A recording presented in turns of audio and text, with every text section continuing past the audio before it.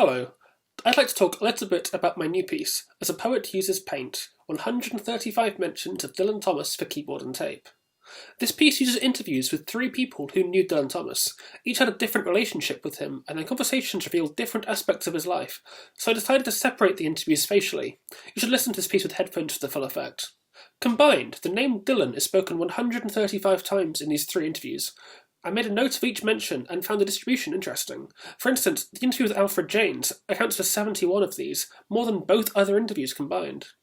Sometimes two or all three interviews would mention Dylan at the same time, and sometimes there would be long stretches without any such mention. I brought these out and muffled the rest of the interviews so we can hear his name evolve over time, as though it was being constructed in four-dimensional space. This became the tape part of the piece. The keyboard part is also derived from these mentions. I looked at 1-minute segments and used their relationships to craft fragments, the three interviews corresponding to low, middle, and high registers, and the temporal spacing informing the rhythmic content. Each fragment is played 4 times in 15-second intervals, referencing the 135 mentions in the interviews. There is, then, an interplay between the keyboard and the tape, as the density of material is mirrored in both. The keyboard parts act a little like a guide to allow us to focus as we hear sporadic references to Dylan come from all sides. The keyboard in fact plays 136 fragments and repetitions. The final is, in a sense, representative of the finished image that's being constructed. The tuning of the keyboard is derived from the durations of the interviews. Each note is tuned slightly differently, which offers a new palette of sound colours. The title, As a Poet Uses Paint, is a quote from the interview with Ronald Core. Interviewer Colin Edwards presumably meant to say painter, but I thought it was an interesting description.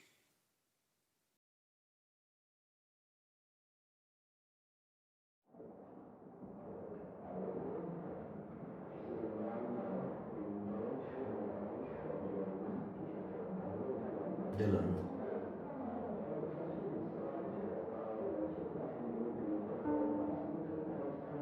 Dylan.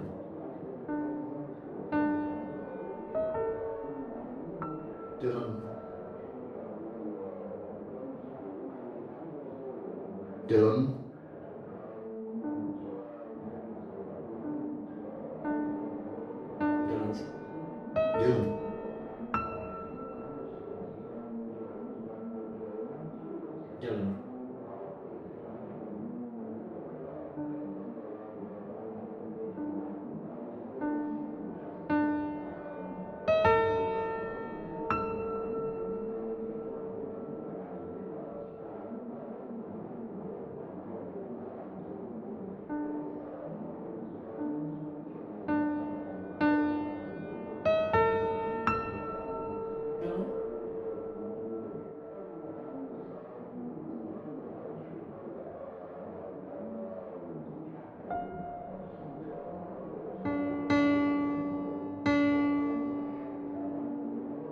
Dylan.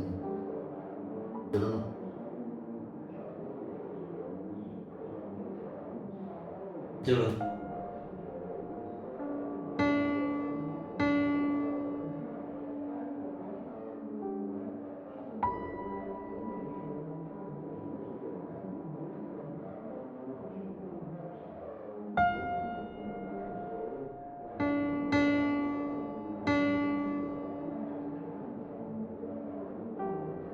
Dylan. Dylan.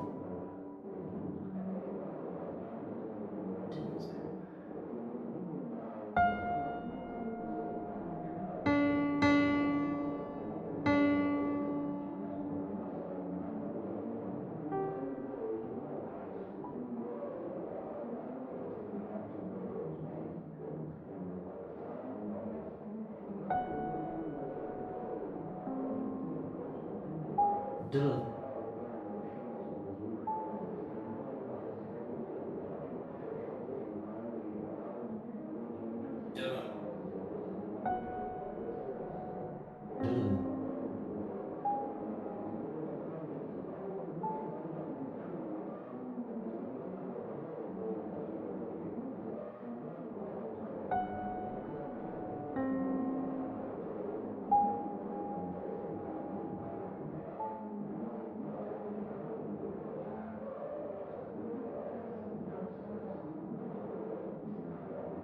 Dylan.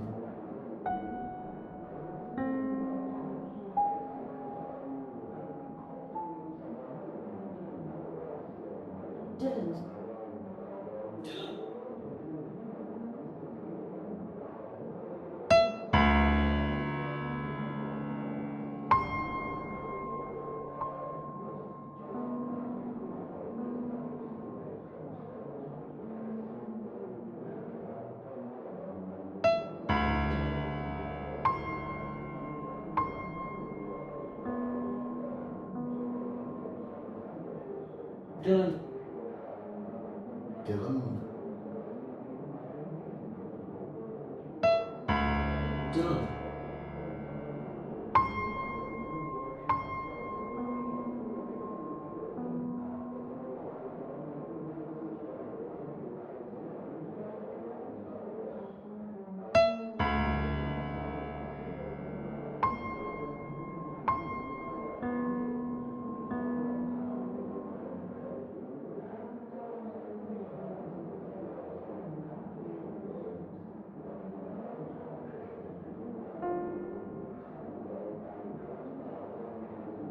Dylan.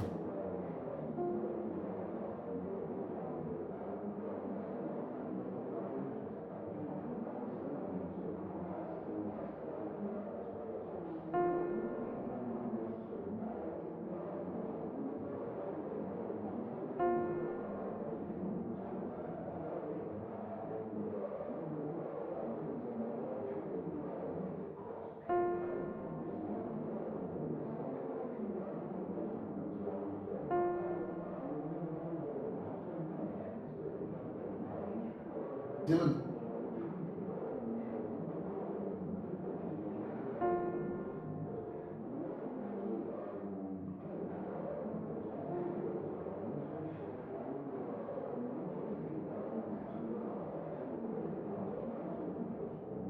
Dylan.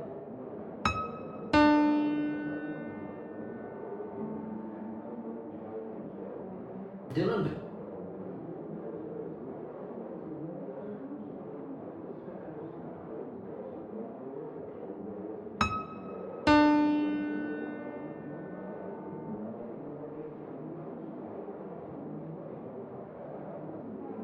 Dylan. Dylan.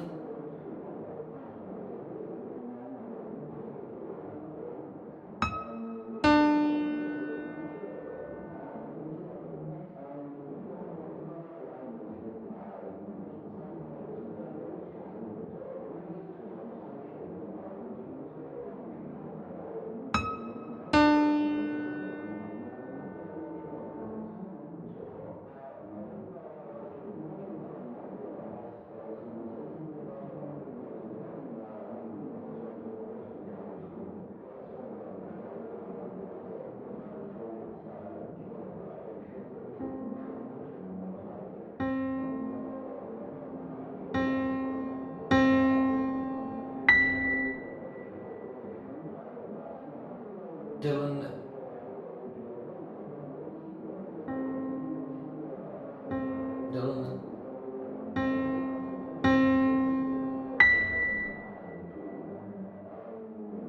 Dylan's. Dylan.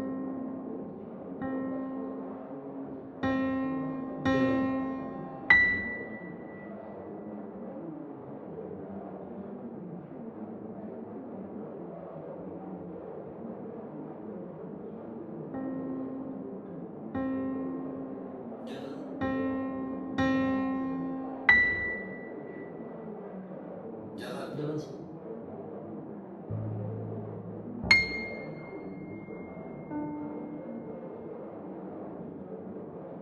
Dylan.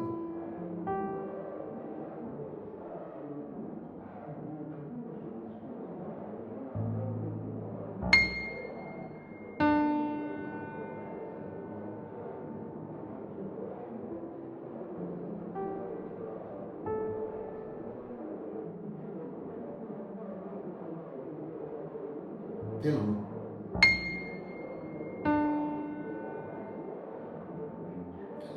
Dylan.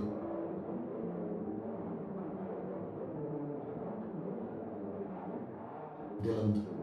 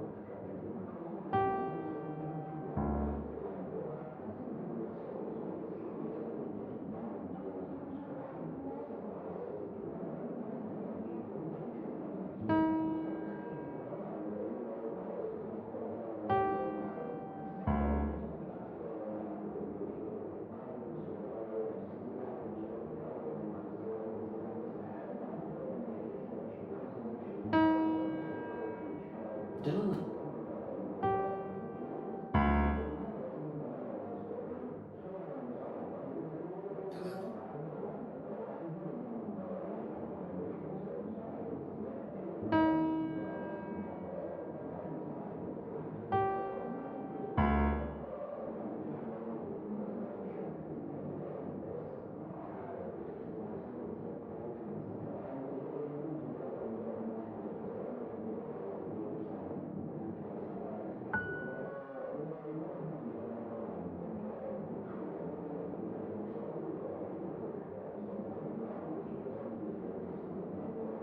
Jalan.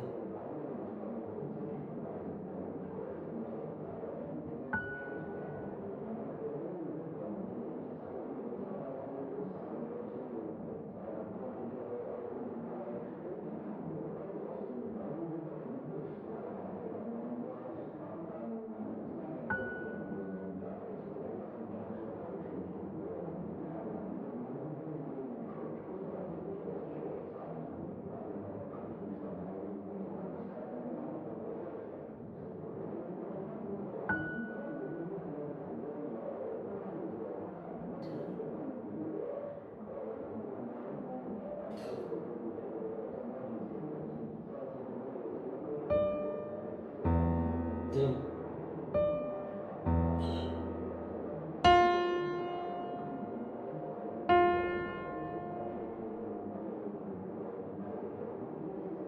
Jalan nak.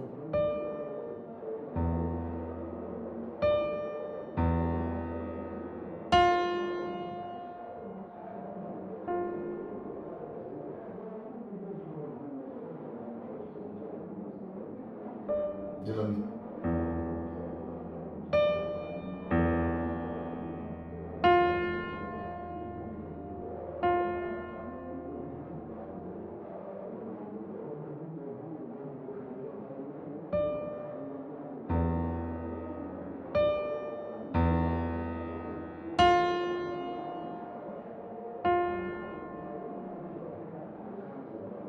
Jalan.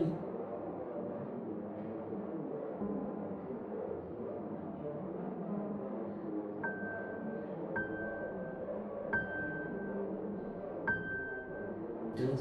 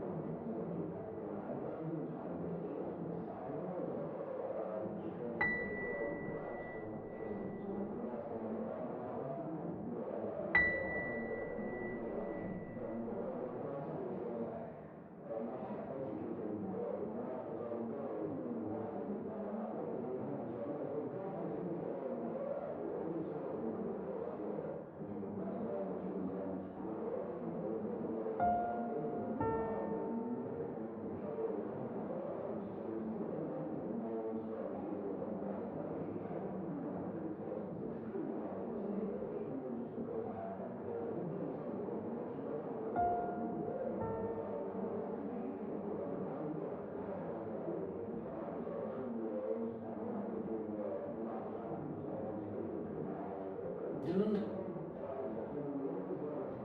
Dylan.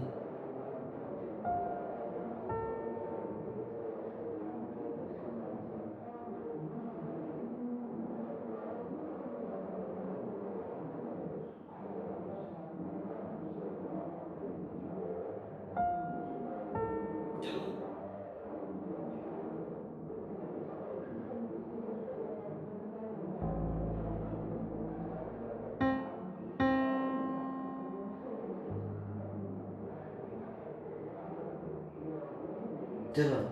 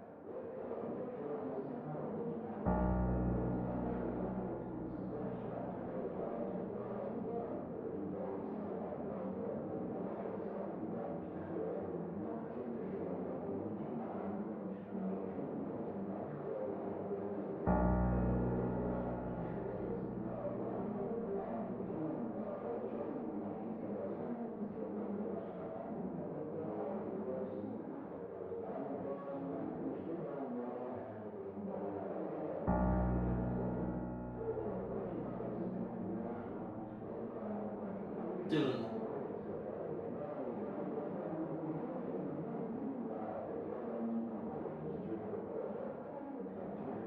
Dylan.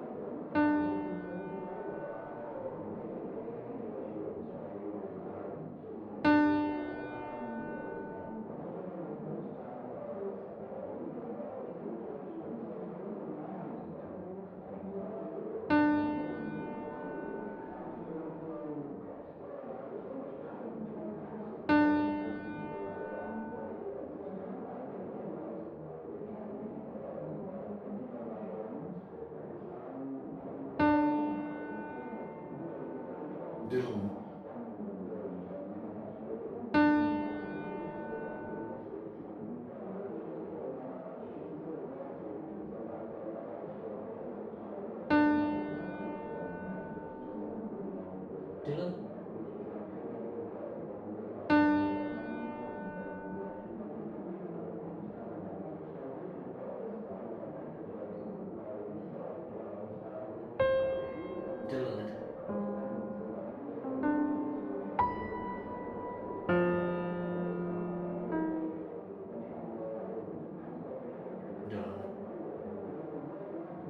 Dylan.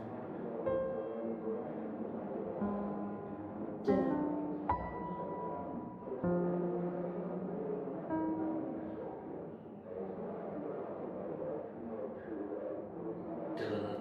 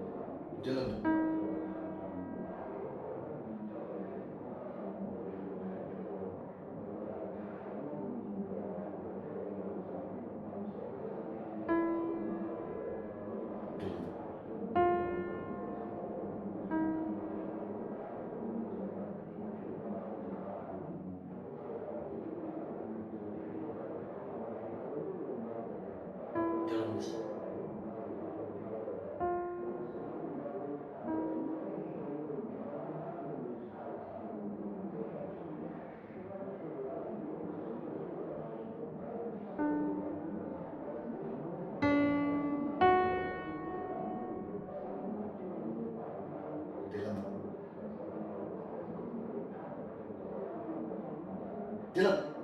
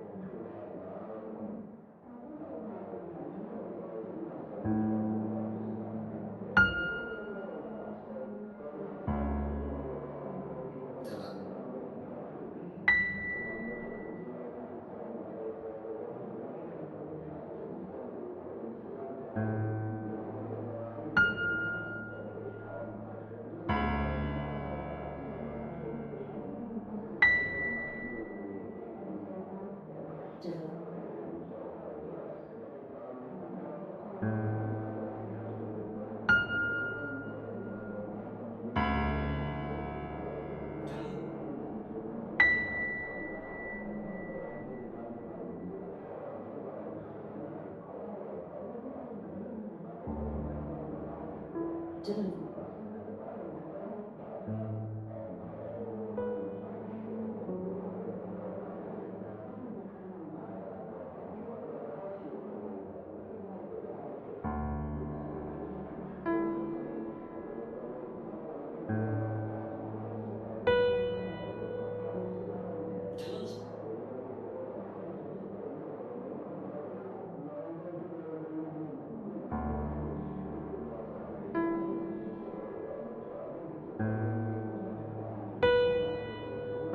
Dylan.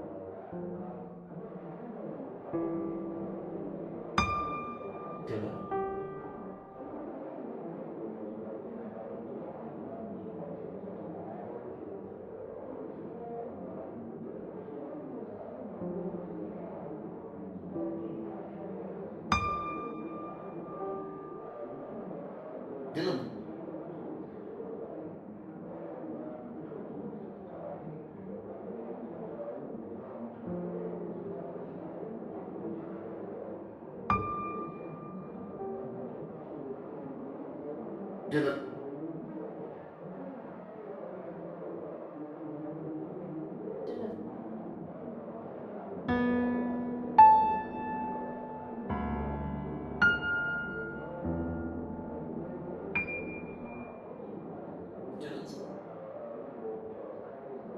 Dylan.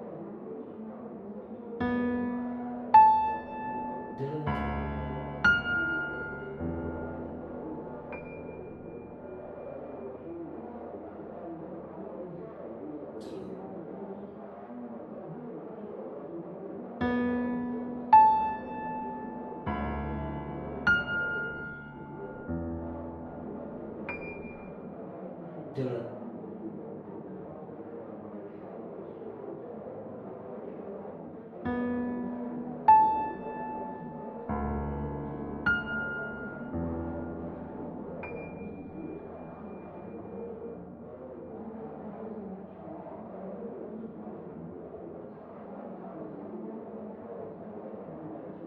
Dylan's.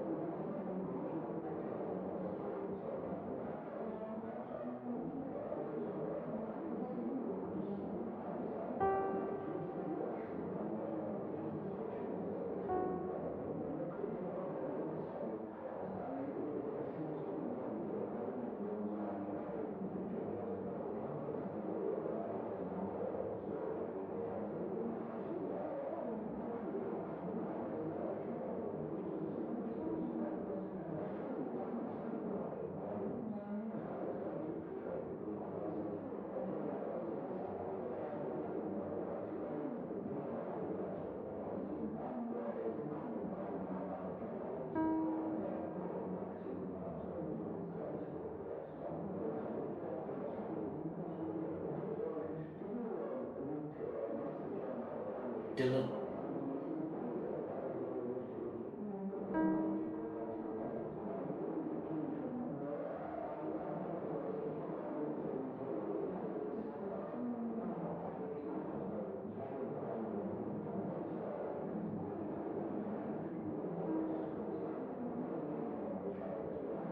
Dylan,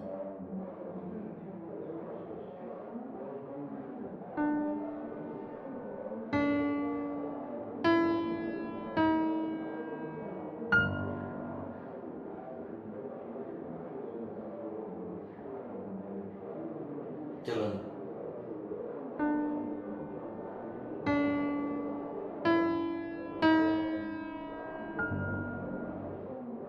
Dylan, Dylan,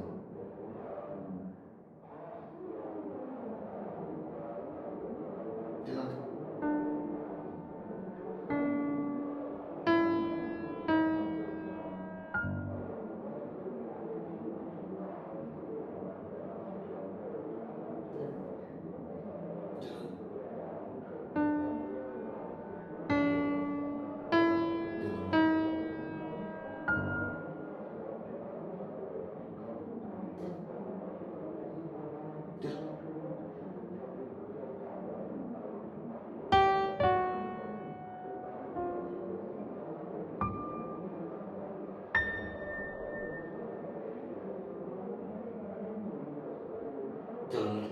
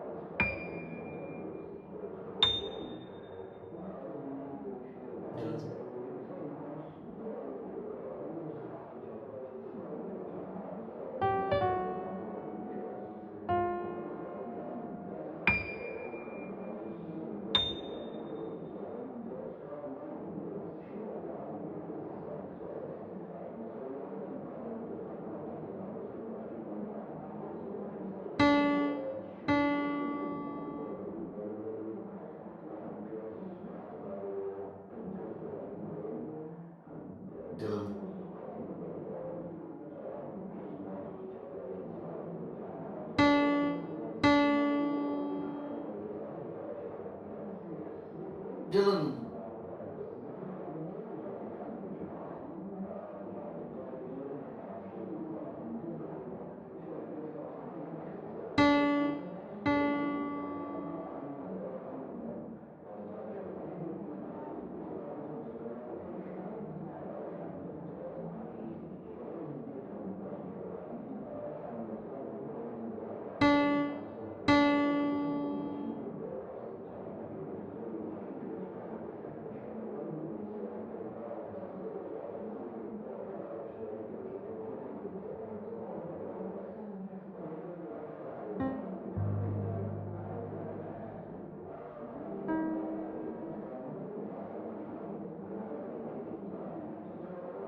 Dylan, Dylan,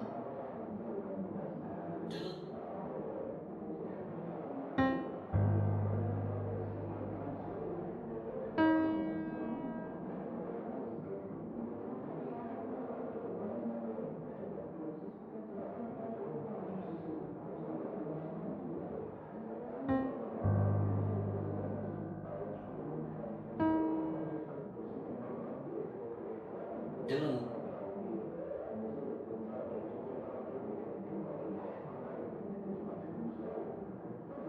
Dylan,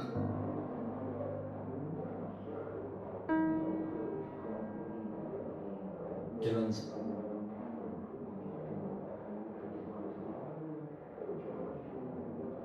Dylan,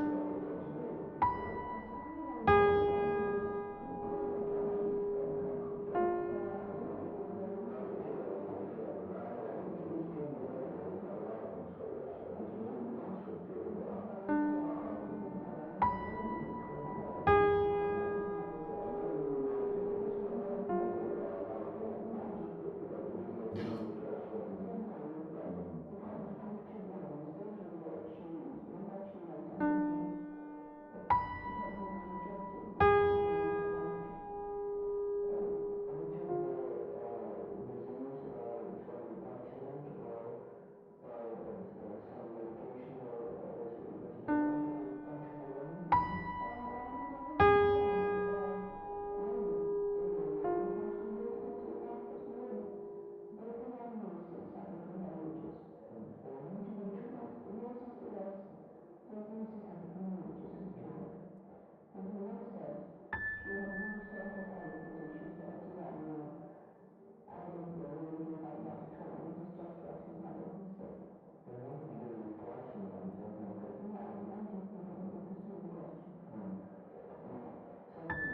Dylan.